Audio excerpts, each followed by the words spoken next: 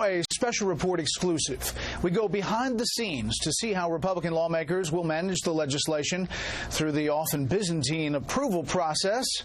And we'll talk specifics. Joining me tonight from Scottsdale, Arizona, is House Ways and Means Committee Chairman Kevin Brady. And from Capitol Hill, House Energy and Commerce Committee Chairman Greg Walden. Chairman, thank you for joining me. Let's start and break this up. There are two committees here dealing with two parts of this legislation. Chairman Brady, let me start with you and Ways and Means, and I guess the tax part of this equation. Yes, so it has been 7 years since Obamacare was passed into law. It is collapsing. It has hurt more people than it's helped. And so tonight we deliver on President Trump's promise to repeal and begin replacing it with two big principles. One, to restore state control of health care, get it out of Washington, and also to restore the free market, so give individuals the power and the freedom to choose plans that's right for them.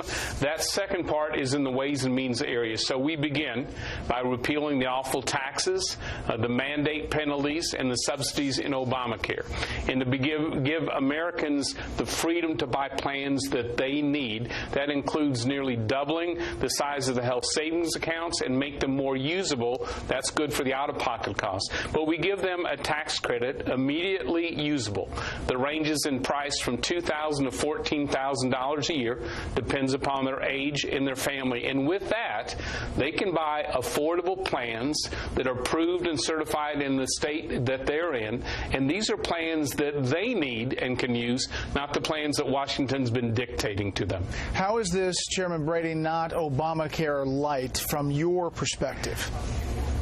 Yeah, it is Obamacare gone, because we repeal all those taxes, those mandates, those subsidies.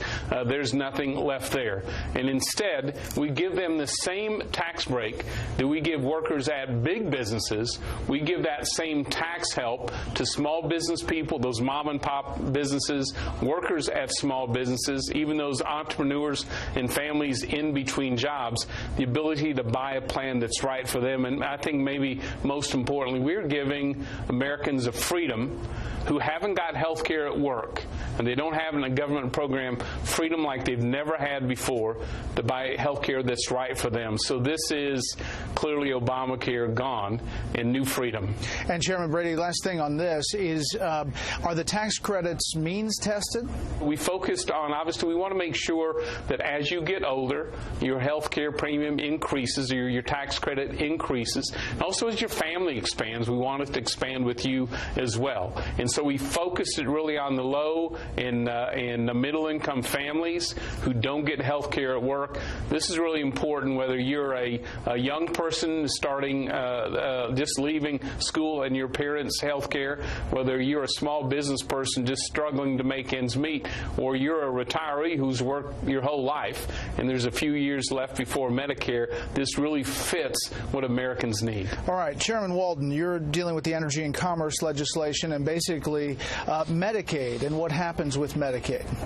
Well, Brett, when we repeal and replace Obamacare, it will amount to the biggest entitlement reform probably at least the last 20 years, certainly since the Clinton days when they reformed welfare. And what we want to do is restore power to the states, put Medicaid on a budget, and get back to where you have a doctor-patient relationship in health care and in the individual insurance market, which, as you know, as you've reported on, is collapsing all around us. 1 out of 3 counties, patients have one choice for an insurance plan. But let me make clear a couple things we're going to make sure. We're not pulling the rug out from under people. We're not going back to the days where those with pre-existing conditions were penalized or could not access health insurance, and not back to the days of lifetime caps or allowing your kids not to be on your insurance till they're 26. Those protections stay as we reform Medicaid and get it on a budget, get it back to the states. And let me give you one example, Brett, that I think says it all. Governor Herbert from Utah petitioned the federal government to be able just to communicate by email with his Medicaid recipients who had email. 9 months later, the federal bureaucrat said he couldn't do it.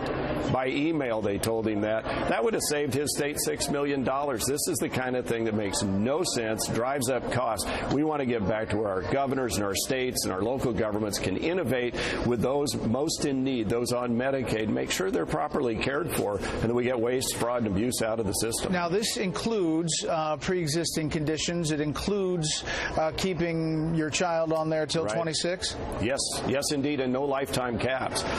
We think those are all important provisions. Those were, frankly, in many cases, Republican provisions long before there was an Obamacare. I worked on some of these issues way back in the 90s when I was in the state legislature because, health issues don't look at your voter registration card.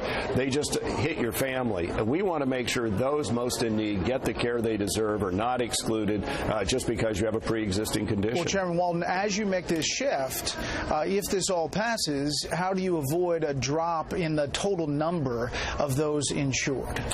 I think we'll restore the markets. Right now, the biggest threat is that the health insurance market itself and the individual market is collapsing. We've seen rate increases of 25%, 27%. I get letters all the time from people saying, I can't afford what they're selling. And if you look at the individual mandate and what it's done in that market, 2/3 of those say they're going to pay the penalty or get a waiver. Only 1/3 signed up for Obamacare insurance. It's out of whack. It's not working. And as the CEO of Aetna said, it's in a death spiral. So what we want to do is create a market that's affordable and available and that works in partnership with what Chairman Brady's doing on the tax credit side. We think we can get there, and we can get coverage back into the marketplace that right now is collapsing. Yeah, Chairman Brady, I want to turn to you.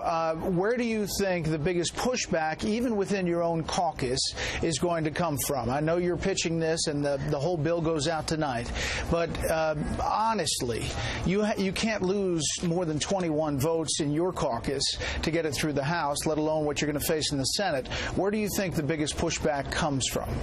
Well, I am confident we are going to pass this and deliver on President Trump's promise to repeal and replace. Look, these policies have passed the House a number of times in the repeal area. The replacement are long-standing Republican policies of giving control back to the states and to the individuals as well. We are making sure this is fiscally responsible as well. So I see all the elements are there. We've been listening very carefully to our Republican members for months now, and over the weekend as well, to make sure we get it right for them. So the changes you see in this legislation that's online tonight and available for Americans to read, I think are exactly in the right place. But for conservatives, are you willing to, is the leadership willing to kind of use the political capital here to bring conservatives over, and then you have the debt ceiling, possible government shutdown battles, the tax reform issue? Is Chairman Brady, is the political capital going to be used on this? Yes, it is, and it should be. This is one of our key promises as Republicans. We know we can do so much better than Obamacare, and I think the proposal we lay out tonight in that step-by-step basis, which is just the opposite of the Affordable Care Act, is exactly what the American people need, and I guarantee you House Republicans are going to deliver for the president. Chairman Walden, final word here. Are you confident that this bill brings costs down? I think it will, especially in combination with what Secretary Price can do at HHS. A lot of power over there to turn the levers, pull the levers and turn the dials and get real reforms in the market. Restore to the states the ability to make some of these decisions. We've reached out to the states. They've said, please, a one-size-fits-all doesn't work for our states. This is part of why our markets are collapsing. So I think in combination the answer is yes, and I think we're going to get this done. We're proud of our product. It's online now. People can read it and give us their feedback. We'll have an open and transparent markup in the very near future. Chairman Brady and Walden, thank you very much.